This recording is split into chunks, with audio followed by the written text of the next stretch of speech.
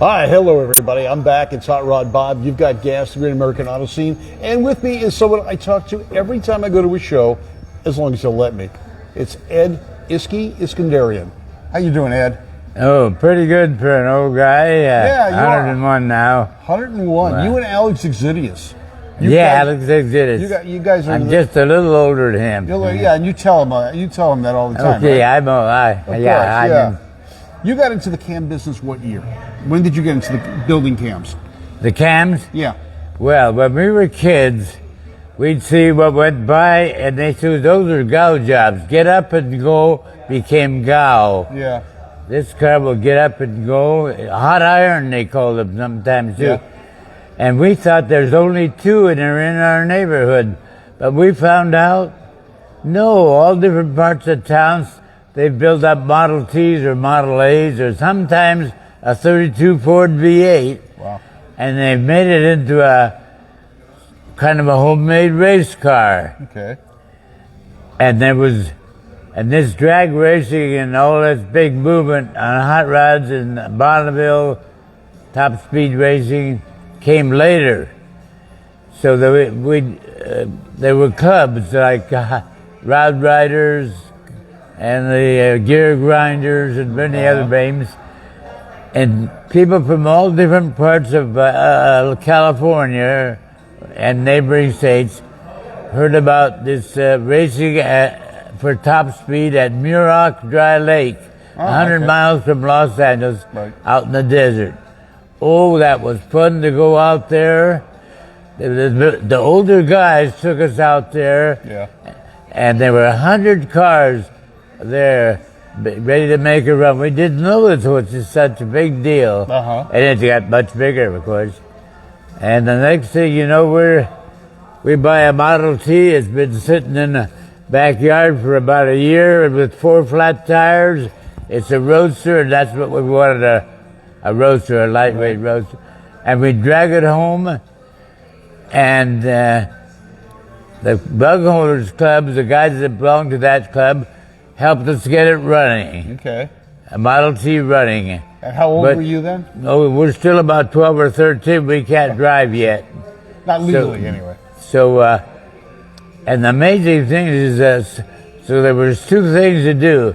Go to Muroc several times a year, or just go on an outings once every month to the mountains or the beach and camp overnight and with a few of these hot rods. And I think we were making our own cheap little racing car. That's what it was. Yeah, and you still have yours. And that grew and grew. I couldn't believe it. Now, how long have you had your T? Oh, well, I had several junky little Ts, but this was the last one, about 1939 or 40. Okay. Yeah, so then we heard about a very famous man named Edward Arnold Winfield, who lived in Glendale, and he would grind your cam for about $20 and give you more speed out of your motor. Right. And he used to win a lot of races in the 15s and 20s with Model T race cars. Okay. And he would even meet some racing engines with that hopped up Model T engine. And I was lucky to go to him in about 1939, and he ground my cam for $20 and showed me the cam grinding machine he had built.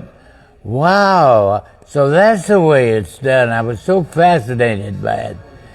And so later, after the war, is when, after he showed me a machine and taught me a few tricks, why I thought I'd try my grinding cams too, and it considered a very technical thing at the time. Right. Yeah, and so that's. So that was your total training. Huh? That was your total training. Winfield showed you how to use his machine, and you figured out more than he ever taught you. Yeah. And later on, I bluffed my way into the cam grinding business. And believe it or not, later on, when I used to go and visit him in later years, I knew you were going to go into the cam grinding business when you started examining my machine and wanting to know too many things. You're asking too many questions. That was the last person he tried to teach. So that I visited him as much as I could in later years in Las Vegas, where he went for his wife's health, and later on I bought his cam grinding machine from the estate. Oh, wow. Which I donated to the Lincoln Museum in Bill Smith Museum in Lincoln, Nebraska. Right. Yeah, it was right here in the Model T was right here for a few years. I saw it for a bunch of you. You actually showed me the Model T when I came over to pick up my camshaft that you ground for me. Oh, it was at the shop at the time. It was still in the back of the shop. I'll be doggone. And you took me back there, and I'd seen pictures of it, but seeing it in real life, I mean, that car is just as you and built you know that you're the only one with a Plymouth six-cylinder that I ever heard that won races with it. Yep. I couldn't believe it. Well, hey, you grind a great cam. I'll be done. I was amazing. Yeah. So we do that. So this sport is going out of sight. You're here at the Grand National Roadster Show, and you've got your books. You're over in the Speedway Museum booth. Yes. And people can get your books. You can sign them. You can meet and greet with you and enjoy it. And you're having a great time. I'm always glad to see you.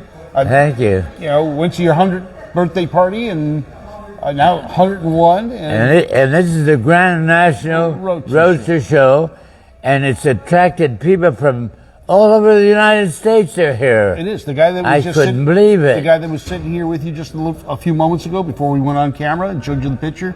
Who was here? He's from New Jersey. New Jersey came all the way. And he drove his van in, and it's on display out here. I'll be darned. So lots going on, a lot of cars here. All 9 buildings are full of cars, plus there's another 600-700 cars outside. So you've got to come over to Pomona, the Grand National Roadster Show here at the fairgrounds in Pomona, California. Check it out today and tomorrow. I'm Hot Rod Bob, along with Ed Iskenderian, and you've got GAAS, the Great American Auto Scene. Have a great day.